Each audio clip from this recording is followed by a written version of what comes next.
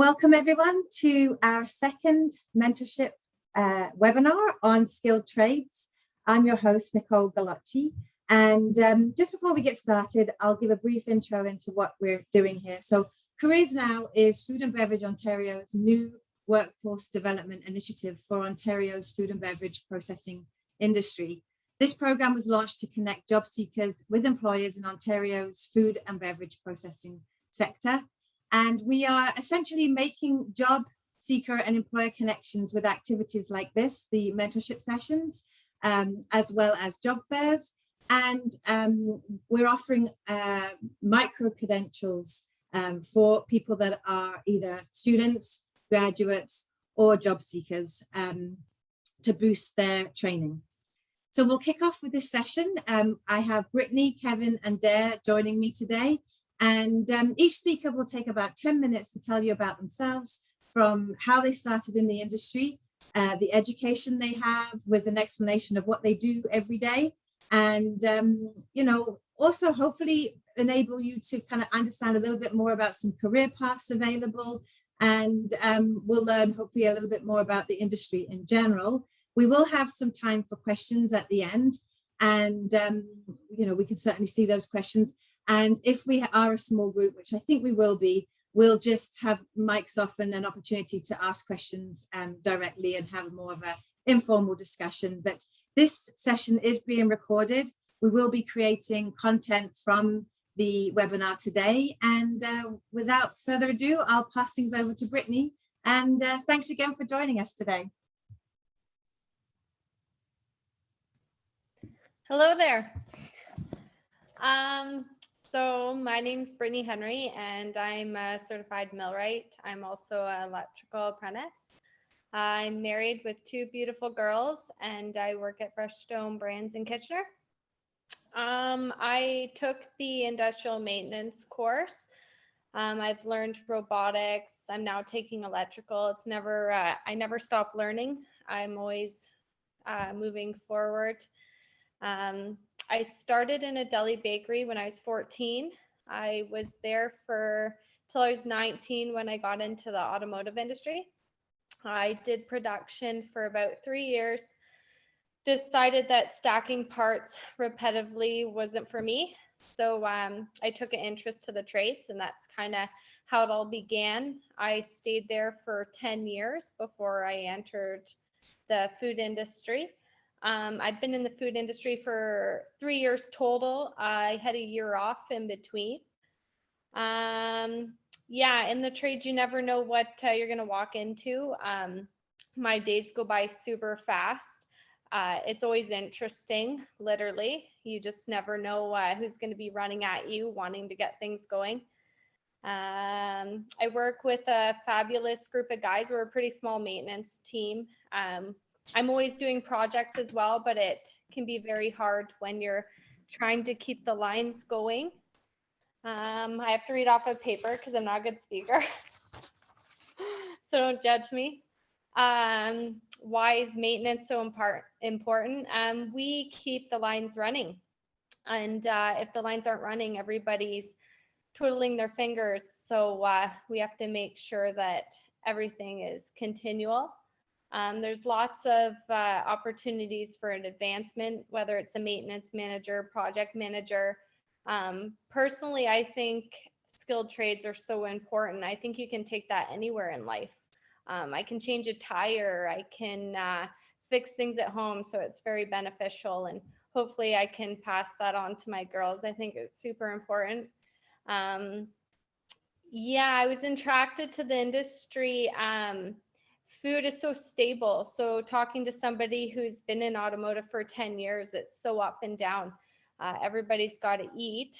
So that kind of, my husband's also in the automotive industry. So we just didn't want to put all our eggs in one basket kind of thing. And it's a totally different world. I'm learning a lot still, different pace, that sort of thing. Advice for anybody who wants to enter the food industry, just do it. Just get in there, right? There's only one way to find out. And the industry as a whole, it's just it's just a different world. And I find a lot of these companies are growing, and you have a really good opportunity to grow with them. So that's my story, kind of. I hope I didn't rush to that too quickly. What's your education again? Can you cover that piece again, like how you started or where you even found out? Yeah. So I quit. So I couldn't get an apprenticeship. So I quit my job and decided that I was going to do the industrial maintenance mechanic program. And it was a year program. So I worked part-time while doing that. And then I started an apprenticeship, finished that. And I actually got into robotics for a bit too, which wasn't really my background, but learned a bit there in the automotive industry. And then what made me switch to the food industry was there was an electrical apprenticeship opportunity. So that's how I kind of got into the food industry, and it just went from there. I mean, it's a great opportunity to have you speak. You kind of touched on it, that you work with a great group of guys.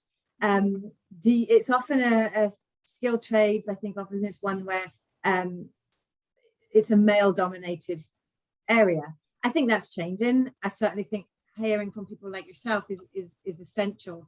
Do you see yourself any barriers? Like, why are there barriers in terms of whether it's a male or female dominated? Have you come across anything where you're like, well, I kind of get why women don't do this so much? Obviously, physically, there's jobs that are tougher for me than other people. But I mean, I'm not afraid to ask for help. And usually it's not very often, but sometimes, yeah, I need somebody to help me slug something. So I'll ask one of the guys to help me, and they're more than willing. For the most part, I've had pretty good experiences. There's been a few negative ones in the past, but for the most part, it's been pretty good. And usually, you know, if you're kind and friendly and willing to help out somebody else, they're willing to help out you. Mm-hmm. Yeah, for sure. Well, I'm going to come back to you, Brittany, if that's okay. We'll hear from Kevin next, and I'm sure we'll have some questions. If others that are on the call don't have questions, like I said, I've got some. So I will save those for the end. And if we could hear from Kevin now. Good afternoon, everyone. As Nicole mentioned, my name is Kevin Gooder, and I'm the Maintenance and Reliability Manager here at Dr. Oiker Pizza Factory in London, Ontario. So for those of you not familiar with Dr. Oiker, so we're a global organization with food production facilities throughout the world. And here in London, our facility is a 3,000 square foot state-of-the-art building built in 2013. We've had a lot of additions since then. But today we produce over 5 million of the highest quality frozen pizzas every year. So it's a pretty fast-paced environment. So in terms of maintenance, my department consists of 25 team members, which are mostly made up of skilled trades. So we employ millwrights, electricians, control technicians. And what's really interesting about here is we have a lot of refrigeration, as you can imagine. So we offer our both A and B class refrigeration certification to all of our trades. And the nice thing about that, most of them now have completed that. So they're adding that second ticket to them, to their resume, if you will. And we actually pay for books and provide study time and all that stuff that's required to get them through that. So our main responsibility really here is not to only maintain our production equipment, but to really optimize our equipment's performance. We pay a lot of attention to that. We develop maintenance strategies, and we do this by continuously monitoring our equipment's performance and optimizing our PM programs. We involve everyone. We're conducting what we call FMEAs, so failure mode effective analysis studies. Continuously we're doing them, working with trades, and we find that this not only involves everyone, but it really gives us good accuracy into what we're doing. And you know, for me, introducing that here, it was the feedback that I've received was it really gets people involved. They take ownership and a lot of creativity, which I find. You know, with my story, as I get into that, you'll see that that's what was lacking sort of in my career, and how I really why I took that step to get out of the industry I was in and more into the food manufacturer. So quite often I do get asked, how did I end up where I am today? Well, for me, it really started about 30 years ago with the decision to get that skilled trade. It seemed to be sort of a natural path for me as I was introduced into the workforce.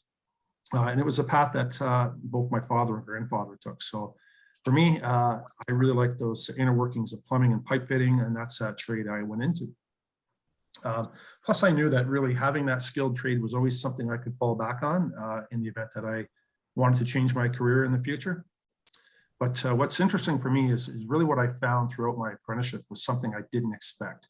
And that was sort of exposure to that potential opportunity.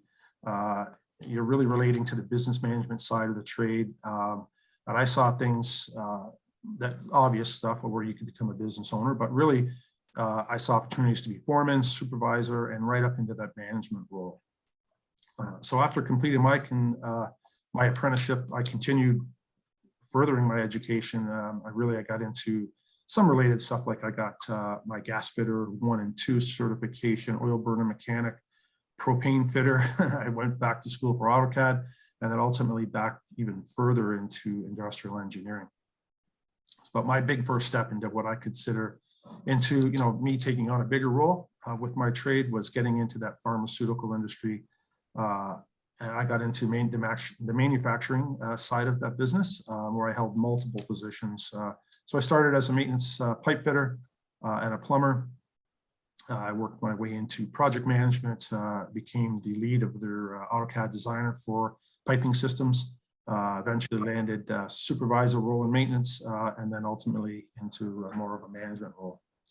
So after doing that for almost 25 years in that pharmaceutical industry, to me, in my opinion, it became so regulated that it really took away that creativity.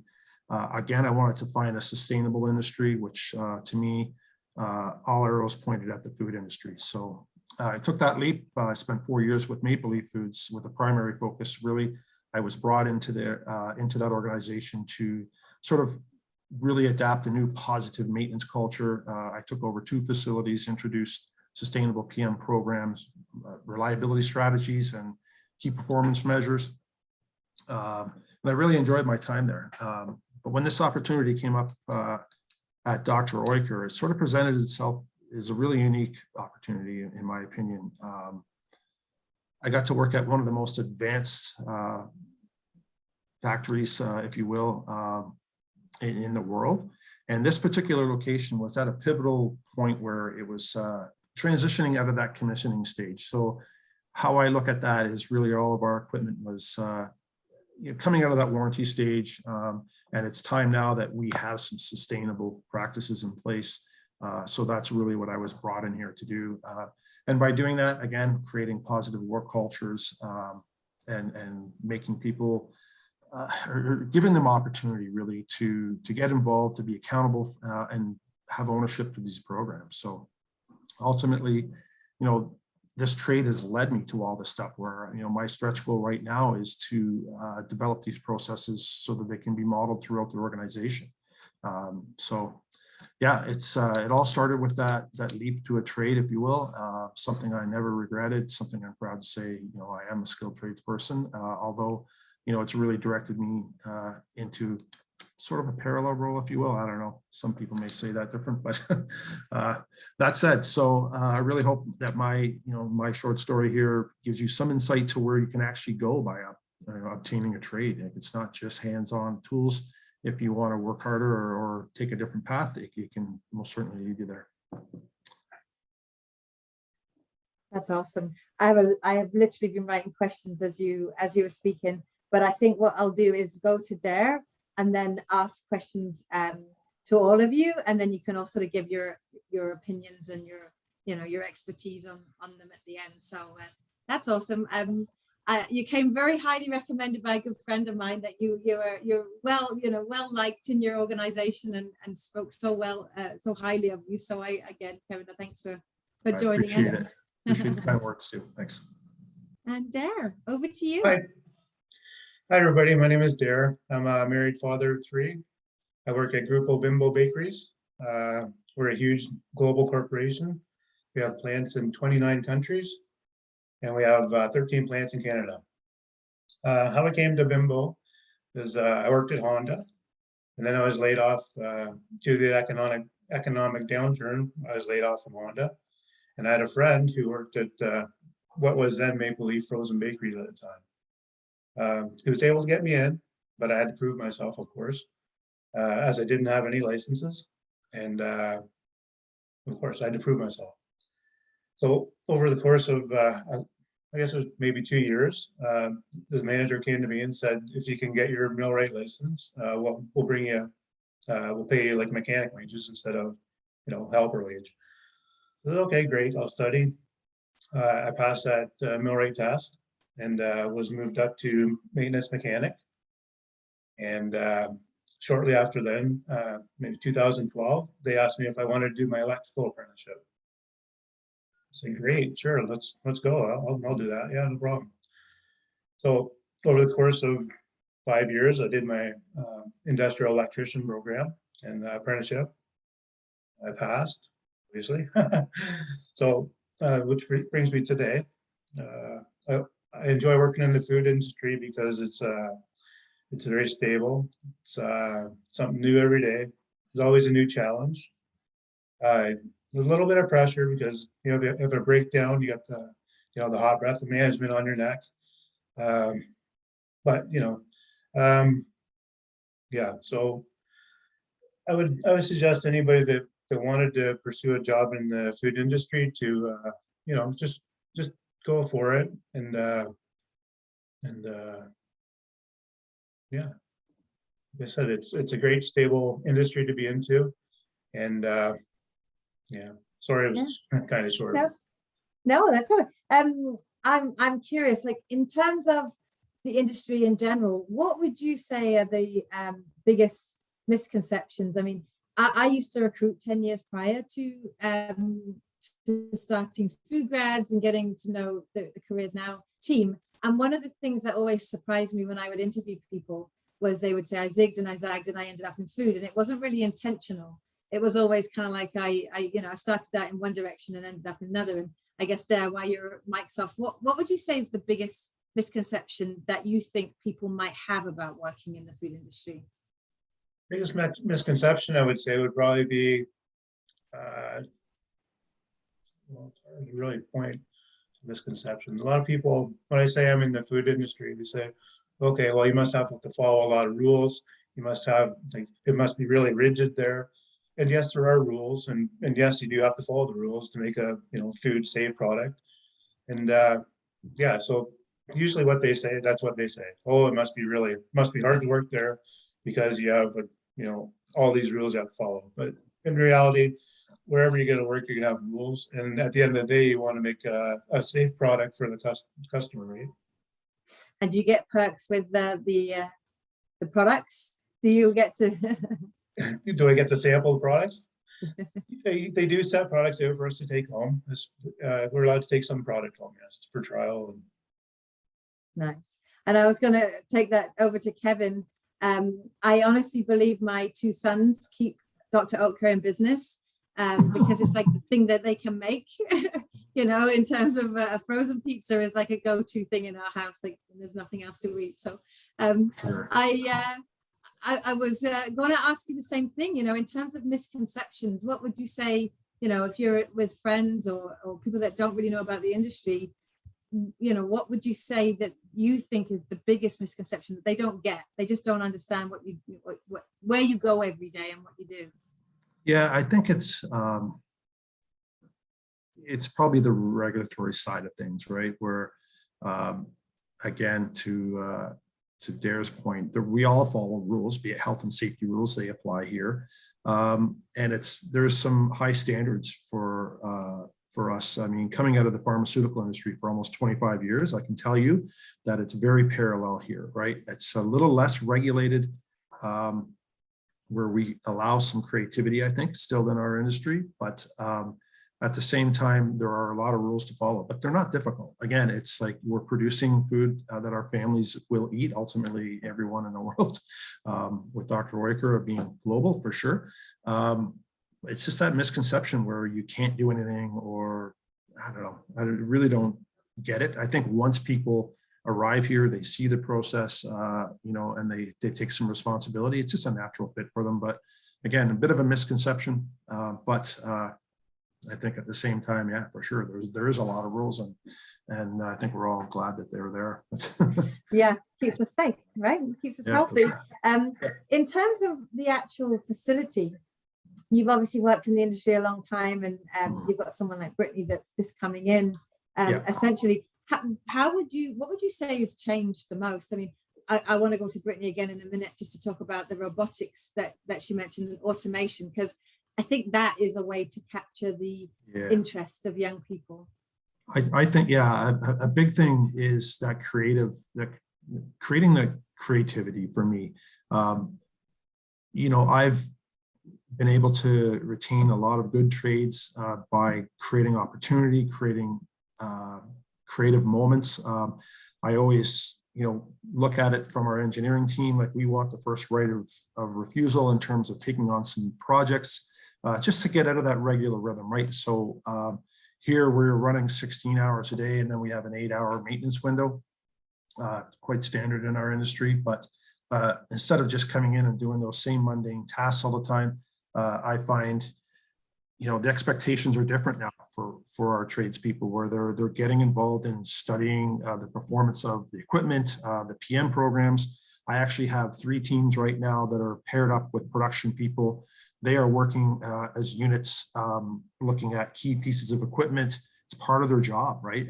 At the same time, they're learning some of those advanced skills as well, right? But they're continuously optimizing programs, and they're given opportunity. And I've always said, if we don't create those opportunities, people that want to develop people will go out and find them elsewhere. So we want to make sure they're always at our forefront and always available in our organization. Yeah, you touched on something I was going to ask you about, which was projects and things like, one of the things we hear a lot from this sort of next generation coming in is purpose. They're not so interested in the 9 to 5 with, the pension and all that stuff is important. But, we hear a lot of young people now that are just coming out, students just coming into the industry now. They want to know that the company they work for is doing something good in the world, and, is not destroying the planet, I think that's important. Can you touch on some of the projects you may have been involved in? You mentioned sustainability earlier, and any projects like that. Continuously looking at ways to reduce waste. It's those types of projects that are at our forefront. Excuse me. We're looking at right now, solar options. I believe our target is around 15% innovation all the time. So everything we do, we're looking at ways to do it better, more efficient, but and we assess the impact on our planet continuously. Again, simple things where when you look at a maintenance planner role, when you really define planning and scheduling, if you will, you realize that scheduling is quiet time almost. You take that planner, you give them some quiet space, and they just get what the team has agreed to do done. They get it in place. Why are we driving all the way to work to do that, right? Less impact on the planet. Stay home, do that, have your quiet time, get your commitments done, we move on, right? So I think just having that mindset to challenge those traditional ways, that's what's going to keep people knowing there's opportunities to grow, and that we're always looking out for our planet. And that's important. I mean, I have children, and I'm going to have grandchildren soon, and I want this place to be just as nice as it was when I got here, for sure, or nicer. Yeah, absolutely. Brittany or Dad, do you have anything to add there with your companies, what they might be doing to save the planet? I know unfortunately, a lot of the food goes right to the garbage. So I know that they're trying to fix that and hopefully start a composting program. The company I work for, Freshstone, it's really old, so we don't have a lot of space. So space is kind of our enemy right now too, but we're definitely trying to make it a better place. I know that's something I hold true to my heart, just like Kevin said, I got children, so we're always trying to improve. Yeah, I think companies definitely have to show that, whether it's through their branding, their website, again, to attract the next generation. Otherwise, there's that, I'm not hiring anyone. What's wrong with my company versus why is this company attracting, more of the next generation? And I think that it's little tweaks like that if you can just speak to some projects that you're involved in, it just piques their interest. So yeah, and while I have you unmuted, in terms of automation, and you mentioned robotics, could you elaborate a little bit on that, what you see?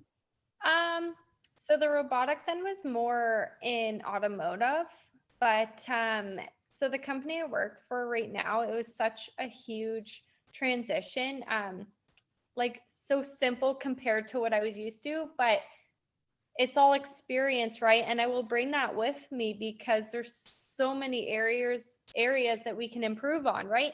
Mm-hmm. And the company I'm with now is growing, so I'm able to kind of participate in some of the big projects that are coming and bring those ideas forward. It's just amazing what you can do. Technology, you can do anything. Yeah. Dare, would you have anything to add that your organization is involved in? Yeah, absolutely. My corporation, like corporation-wide, is trying to reduce their carbon footprint. And our facility ourselves is trying to reduce waste and, improve our hydro consumption, our lighting, and all this stuff. So we're trying to make, we're trying to continually improve, just to get things in a better place and reduce the waste, because like Brittany, a lot of our waste just goes directly to the garbage because there's nothing really we can do with it, right? Mm-hmm. From the automation side, we just put some new robots in, some pick and place robots. So I'd finished some training on that, and I know that's going to be a new challenge for us too, to keep the robots running. But that's interesting. You mentioned the robots because you hear a lot of people saying, when they're adding more robots in not just the food industry, but other industries as well, and it's going to replace people. And I think, in your seats, you must be like quite content with the robotics coming in because somebody has to fix them. They don't. Well, they have to be maintained and programmed for sure, and they have to be looked after. But yeah, and to have technical.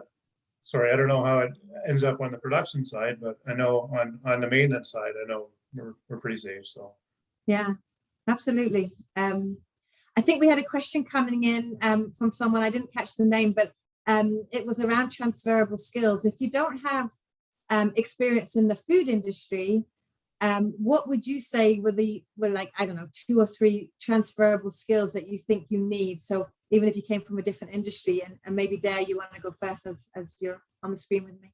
Yeah, sure. Transferable skills, problem solving, mathematics, and some physics. You need to have be able to think about the problem, how to solve the problem in a quick manner, in the correct way. So if you work in the auto industry and you have some experience with problem solving, I think a maintenance field would be a good place for you to work.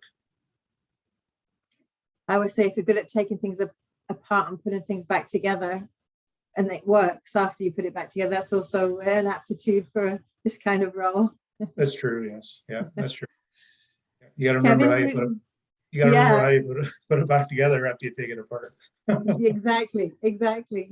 Would you agree with those transferable skills? Did you have some more that you'd add? Yeah, 100%. I mean, to me, it's generally people have when you have that skill set, what's important to me is that positive attitude. Like if you have, the foundation of the trade, if you will, I think you can honestly go anywhere. I've seen people transition from pharma to auto to food, back and forth. Really, it comes down to the individual. If you want to make it happen, you want to be a part of a growing team, you want to be innovative, all that wonderful stuff, have a positive attitude, and take ownership to that. And the great things can certainly happen for sure. It's interesting that you mentioned, I think Dare mentioned pharmaceutical industry. That was a question that I used to get asked a lot around, what's transferable. And also when I was recruiting, I've always recruited for the food industry, and sometimes you can't find that person that you're looking for within the food industry, and that was the number one place they would say to go after food is pharma, because again, I think the regulations and yeah, I think if you can survive the pharma regulations, you could pretty much work anywhere. But yeah, again, it just I think they require you to ask why a lot, right? Why are we doing things? And so you're always looking, you're always very high levels of safety thoughts have to be into everything you do. The industry I worked in pharma was more of the industrial side, where we come out of R&D, a lot of risk, same thing. So we don't want people taking risks. It's also, it's a risky environment already. And to transfer that into the food industry, it's the same thing, right? Cleanliness, we don't want to be taking risks at all, ever. And being very transparent as well, right? I mean, that's very important. It's okay, we find it, fix it, forget it kind of thing. We would rather know up front so it doesn't make it out to our customers, ultimately creating, an unsafe situation kind of thing, right? So yeah, it's definitely, I wouldn't want it any other way. Like being, from a trade, taking that into pharma, into food, it's such a great industry where we all need to eat. I think someone mentioned that earlier. It's what's really cool too is to see our products leaving the grocery store every day, right? And it's pretty neat to see that and to be a part of that, and to know without a doubt they're getting great product and they're going to be safe. And you know what? We had fun doing it. A lot of time here, right? 50 hours a week around there, and I have fun. I make sure my team has fun, and you know what? We just continued challenging each other. So. That brings me to another question. In terms of, you mentioned your team, who do you work with? So, obviously you have a close team that are also in the skilled trades, and that's who, in your role, you're overseeing them. But in terms of departments, who would you say you interact with? Because I think, again, people don't really understand what goes on behind the closed doors in a manufacturing, in a food manufacturing. Yeah, so I find us, we work in parallel with our quality food safety department continuously. Everything we do, we're working in parallel with them for our customer, which is our production team, right? So we make sure that we're all part of those decisions. What's really nice about this organization is I literally have 95% of my time available for my team and the customer, which is production, and to work with our quality unit. That's where we're able to stay on top of things and be creative, rather than in other industries and other organizations I've been involved with. It's the opposite. It's literally 95% meetings, and you run by your trades and people that work for you, and you're signing stuff as you're running to the next meeting, right? So here it's very important to the organization that we find work-life balance, and that's why I have to think that's a huge contributor to very little mistakes being made day to day, right? So yeah, people aren't stressing, and they're doing their job, right? Yeah, for sure. There, would you have anything to add there in terms of the departments you work with? Yeah, well, it's actually generally, like Kevin says, the production is actually, I view them as my customers too. So I work closely with production and also sanitation, because maintenance and sanitation have to kind of work together to get the end result of the job done, right? But you got to work closely with production. You got to listen to production. Usually they know something's wrong with the equipment before they call you, right? So you gotta be able to listen to the production and work with the sanitation.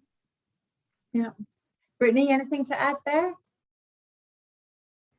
I think they covered it all pretty well, but yeah, across the board, you're working with everyone, especially in food.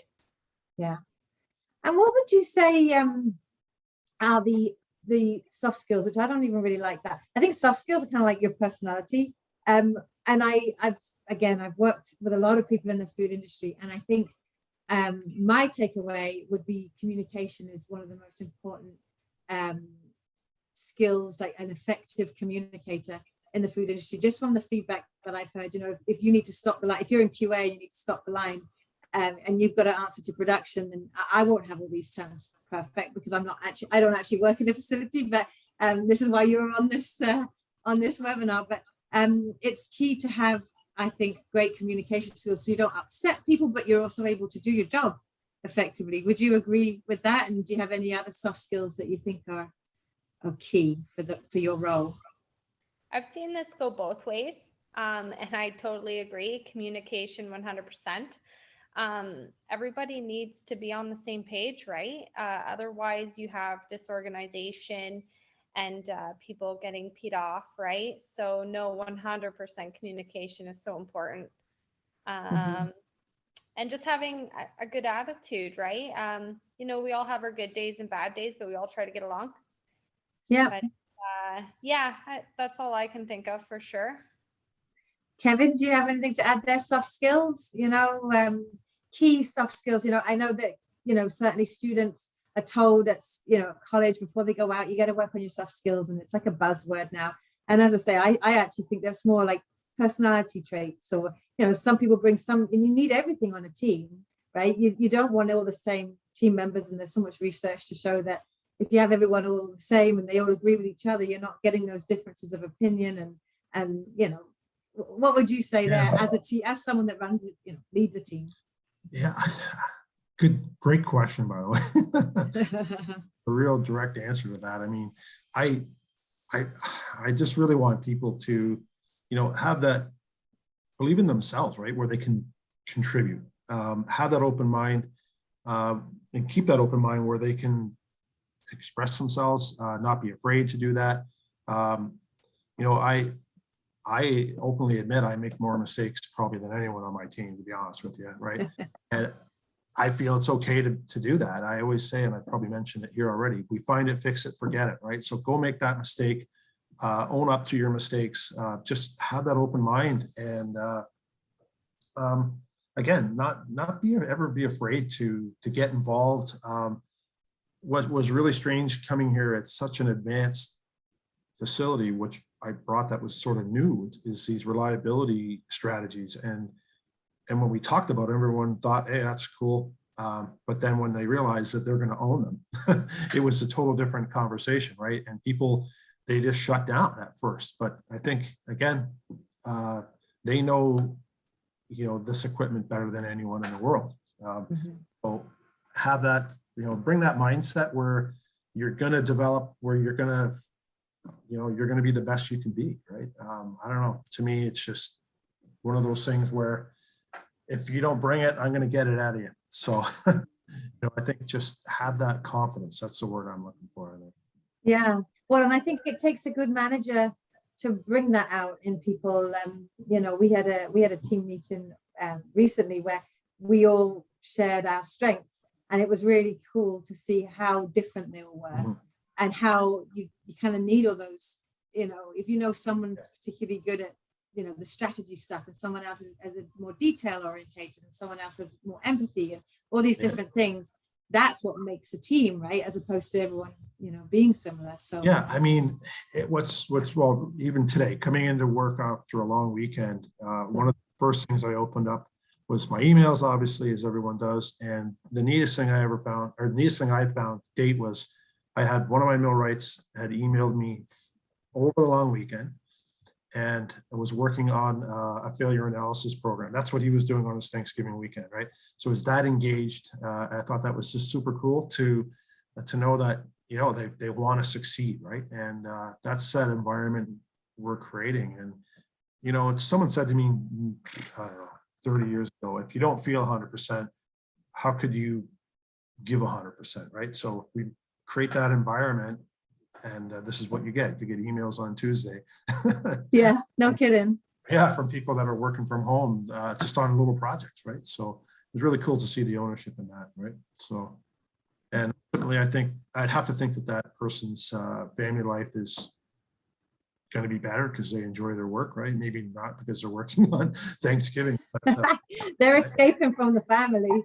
oh, I have to Yeah. work, you know, they're Yeah. leaving the turkey dinner to leave, you know, Yeah. the that's in-laws. cool. Yeah. So that's, I think the world's changing. If we don't change, you know, there's no just grab your toolbox and go and then put your work orders in your slot when you're done and go home. I mean, now it's iPads, you know, we're communicating through iPads. That's our next thing that we're implementing now is like maintenance mobility, right? Where someone like Brittany, who's working on the line as a millwright, I believe, or electrician, you can watch videos on how to fix or troubleshoot what you're working on, right? You communicate with the trade on the other side of the plant. You can communicate with me. You can check your parts, making sure that stuff's in stock when you need it, right? You communicate with the planner, supervisor, all that's available to us. And, you know, when we leave work, we're grabbing our mobile devices anyway. So let's bring it into the workplace and have a lot of fun doing that. And again, our trades, they're going to decide what that looks like, not me, right? Yeah. Just creating those cool opportunities. There, anything to add there with regards to, you know, soft skills and your approach to your team? Well, with soft skills, you just need to, you got to be a good communicator for sure. You have to listen and you have to ask questions. I'm the lead hand on my shift. I lead hand over one guy. We work great as a team, and yeah, he asks questions when he needs to, and he does his work when he's supposed to. So you can't really package everything. You have to communicate. Communication is key. Yeah, that's been my take. And overall, I always say the food industry is friendly. I mean, everyone may have a different perspective on that, but I used to recruit for a number of different companies in different industries. And the reason I specialized in the food industry was because of the people from the top down. It doesn't matter, you know, the role I was working on. I just found that it was a more, there was no airs and graces. It was like, we feed people. There's no reason to, you know, to act like we're, you know, this superior thing. And I just enjoyed the people so much. And it's, so when I'm out talking at schools or talking to students that are thinking about the food industry, that's one of the things I lead with is, you know, you're going to be with these people, like you mentioned, 40, 50 hours a week. You got to like the people you work with and enjoy their company. Not every minute of every day. There's always going to be moments, but on the whole, you know, so how would you agree that, you know, the people are generally super friendly and Oh, absolutely. Nice. Absolutely. I work with a great bunch of people, and you know, at the end of the day, we all have a common goal to, you know, make a product and get it out to the customer. So it doesn't matter which department you're dealing with, whether even management or you know, sanitation, production, distribution, doesn't matter who. At the end of the day, we all have the same goal. Same goal. Yeah. What about you, Brittany? Sorry, carry on. No, sorry. Yeah, I was just going to just reiterate that the people in the food industry are great people. Mm-hmm. Has that been your experience, Brittany? Yeah, so I've been with this company for a little over a year and just super supportive, like crazy supportive. I wrote my ticket in March and everybody knew before I even got to work, like, and I'm talking from upper management down, just completely fabulous, like couldn't ask for more. It's very humbling when you have something like that happen. Yeah, it's true. And I think that, you know, certainly when you haven't worked at many places, when you're just starting out, you don't realize how important that stuff is because you're there so, you know, so many hours. When you're not with your own family, you got to feel comfortable and like the people in general, you know, that you're going, you know, you're working with every day. And I agree. I think this is one industry that you definitely, they're nurturers, they're feeding people, you know, everyone, like you say, is the common goal. So any takeaway, you know, that for a student or grad, last piece of advice you would give before we wrap this up? All I have to say is go for it. What do you got to lose? Yeah. Awesome. Kevin, anything from you in terms of a, you know, some last pieces of advice that you would offer a student or grad that was somewhat curious but wasn't sure about the food industry? Yeah, I mean, to me, it's really, I mean, I can relate it to my experience, right? Really look at that bigger picture, what it can provide for you, where you can go, I mean, coast to coast, wherever in the world, different industries within the food industry, you know, for sure. Like there's always opportunity there. And as long as you're willing to look for that and grow, to me, it's an incredible decision to get into the food industry, sustainable for sure. And, you know, for me, it was one of those things too, where you know, when you got a young family and it's, you know, you're taking that big step to that first mortgage and stuff like that is, you know, through the pandemic, even right up, I mean, till now, like I've been very fortunate and thankful that I'm in that industry because I tell you, it can be tough out there at times, right? So look for that sustainability in the workplace for sure. Yeah. So Maslow's hierarchy of needs, right? What's at the bottom? You know, there's certain things that will go. If you find an industry that is always going to be around, and food, air, water, you know, shelter. There's certain industries that, you know, humans will always need, and I agree. I think food is right there. Yeah, very satisfying for sure. Mm-hmm. I saw some questions coming in. I think they were mostly around people being available to work. I will add, I did notice, and again, they pop up and they disappear quickly, but typically to work for any of these organizations that have been mentioned today, and any in Canada, you need to essentially be in Canada already. You know, there's rules that Canadian employers have to follow to hire from the country, people within the country first, and certainly rules around being a permanent resident and that sort of thing. So hopefully that answered one person's question, but I can certainly answer questions afterwards. I'll see the questions. I think we can capture those. So I will reach out. I saw some email addresses to respond to, so I can reach out to those. Once again, I want to thank Brittany, Kevin, and Dare for your time today.